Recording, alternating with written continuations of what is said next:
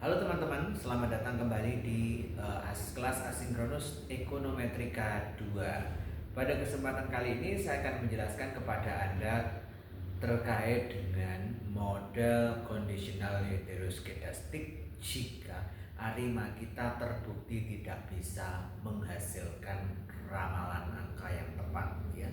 Oke, nah misalnya saya punya YT sama dengan 1,2 plus 0,6 YT min 1 plus UT, di mana UT adalah moving average-nya gitu ya. Dan setelah dilacak ternyata dengan menggunakan white noise terbukti bahwa model ini conditional heteroskedastik. Artinya kita harus mengeluarkan faktor variansnya supaya nanti kita bisa mendapatkan faktor yang menyebabkan dia volatil selanjutnya dan dia bisa kembali ke titik stasioner itu. Nah, oke, pertama-tama kita kerjakan dulu kira-kira arimanya bentuk yang bagaimana dan ARC yang bentuk berapa. Oke, nah kita lihat dulu ke sini. Pertama kita akan definisikan dulu arimanya. Kan tadi kita punya satu YT sorry ya.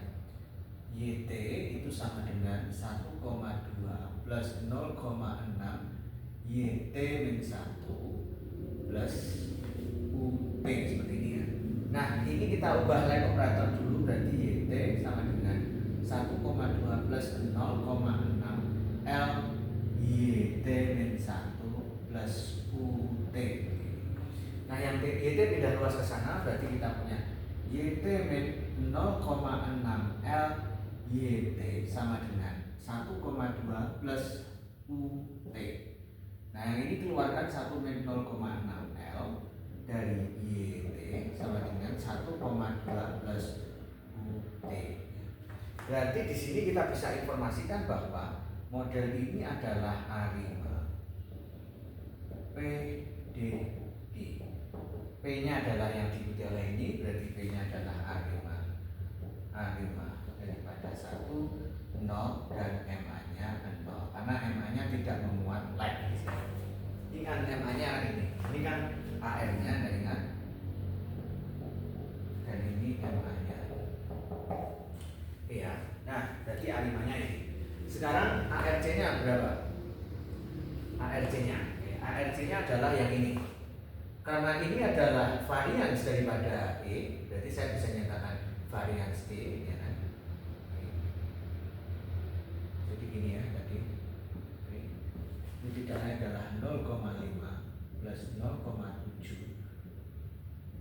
Ini T min 1. Karena ini varians maka varians daripada UT itu tidaknya adalah 0,5 plus 0,7 kuadrat T min 1. Artinya ini juga fungsi varian. Oke, fungsi varian dan varian. Berarti ini bisa saya ubah menjadi varian. Jadi kalau misalnya Anda punya varian daripada U, ya kan, T itu tidak lain adalah expected value atau artinya tidak adalah covar daripada UT dengan UT yang tidak lain adalah expected value daripada UT min mu dikali dengan expected value daripada UT min mu juga. Artinya seperti itu ya harusnya. Jadi saya akan punya ini menjadi UT kuadrat karena UT kali UT asumsinya adalah mu-nya 0. T kuadrat sama dengan 0,5 plus 0,7 U kuadrat T min 1. Sekarang kita sudah punya seperti ini. Berarti sekarang kita punya UT kuadrat sama dengan 0,5 plus 0,7 L pangkat berapa ini? Maksimumnya 1, berarti L pangkat 1 UT kuadrat. Pindah luas yang ini bisa dipindah, berarti ini pindahkan ke sini, berarti UT kuadrat min 0,7 L UT kuadrat sama dengan 0,5. T UT keluarkan berarti 1 min 0,7 L untuk UT sama dengan 0,5. Ini ya. Nah, sekarang kita sudah punya berarti model ARC-nya adalah R. Berarti ARC-nya adalah pangkat berapa ini tertinggi? Pangkat 1. Berarti 1 seperti ini.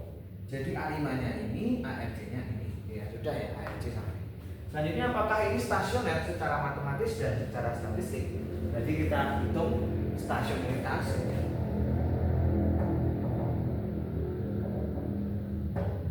Ini stasioneritasnya apakah betul? Berarti stasioner kan ini ya, secara matematis.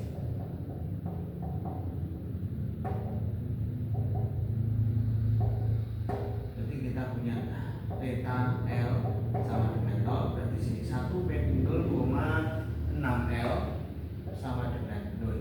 Berarti di sini adalah 1 sama dengan 0,6 L. L sama dengan 1 per 0,6 tidak lain adalah berapa? Kalau 1 dibagi 0,6 tidak lain adalah 1 dibagi 0,6, 1,667.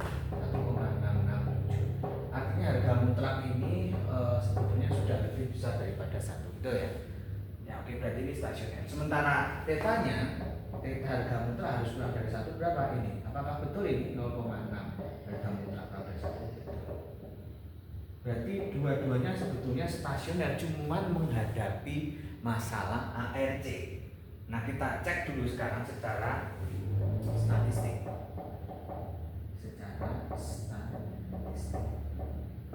Secara statistik berarti langkah pertama kaidah keputusan.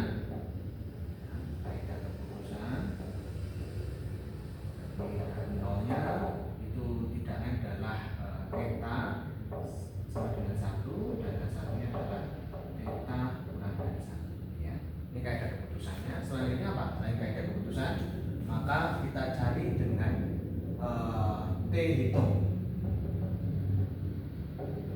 Berarti T hitungnya adalah T theta sama dengan theta kurangi 1 dibagi standar error daripada theta. Jadi tetanya tidak lain adalah ini 0,6 kurangi 1 dibagi standar errornya adalah 0,1. Berarti theta 0 sama dengan 0,4 minus dibagi 0,1 sama dengan min 4 ya, min 4 untuk tetanya. Yang ketiga adalah apa?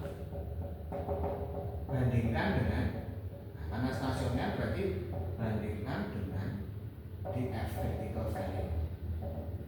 DF-nya berapa tadi di situ? Oh ya, DF-nya belum saya tulis ya. DF-nya tidak lain adalah DF-nya adalah min 1. Di sini DF-nya min 0,1. Yang ini DF-nya. Nilainya min 4 ada di sini.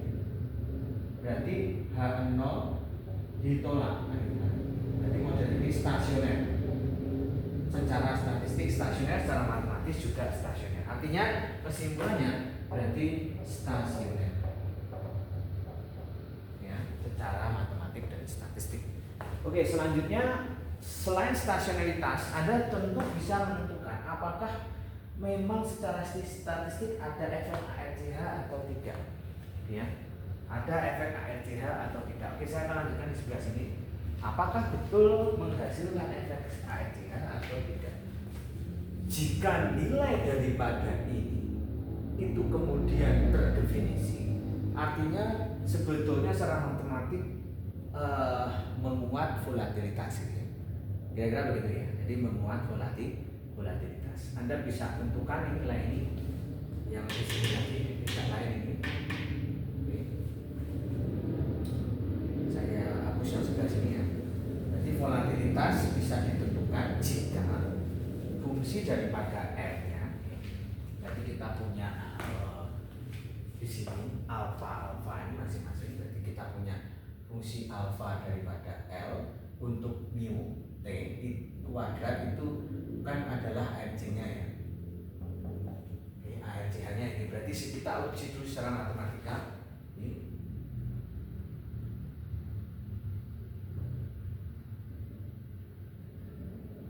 secara matematis berarti kita punya alfa L sama dengan 0 ya. Berarti alfa L nya mana? Alfa L nya yang ini 1 min, jadi saya punya 1 min 0,7 L sama dengan 0, maka L nya adalah 1 dibagi 0,7 ya. L 1 dibagi 0,7 berapa kira-kira? Kita cek dulu di sini. 1 dibagi 0,7, nah itu 1,42 ya. Harga mutlak dari L itu harus lebih besar dari 1 dan si alfa kurang dari 1. Kita cek dulu. 1,42 diagram buta lebih dari 1. Betul ya? Betul. Sekarang yang ini negatif ini masukkan sini, berarti ini 1,42 itu lebih besar dari 1 dan 0,7 pasti kurang dari 1. Berarti benar ada volatilitas. Jadi ini bicaranya volatilitas. ada efek ARCH-nya. Nah, ini secara matematis. Oke, sekarang secara statistik.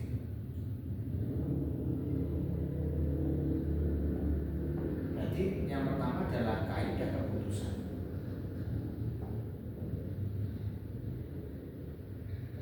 Berarti H0 nya adalah berarti H0-nya itu N dari R kuadrat itu sama dengan V kuadrat ya. Sementara H1-nya adalah M dari M kuadrat harus lebih besar daripada V kuadrat C kuadratnya. Jadi ini ya kaidah keputusannya. Jika ini itu tidak ada volatilitas,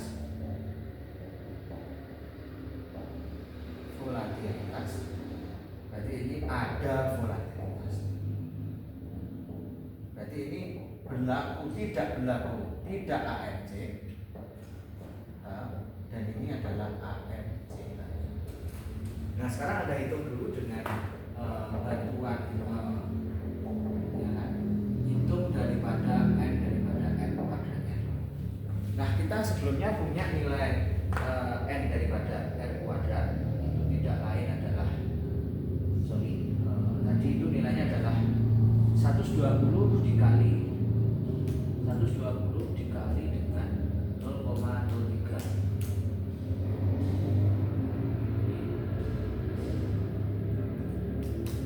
36 ya. Berarti kita hitung NR kuadratnya adalah 120 dikali 0,3 sama dengan berapa tadi saya lupa, 36. Seperti ini ya, 36. Nah selanjutnya Anda masukkan, bandingkan ke dalam V critical value ini. Jadi kita hitung nomor 3, bandingkan dengan high square. Nah, high square bentuknya seperti ini, Anda ingat G square, yaitu nilainya tadi G square-nya adalah 3,2. Dia akan Di kanan hasilnya, sementara hasil kita ada di kanan.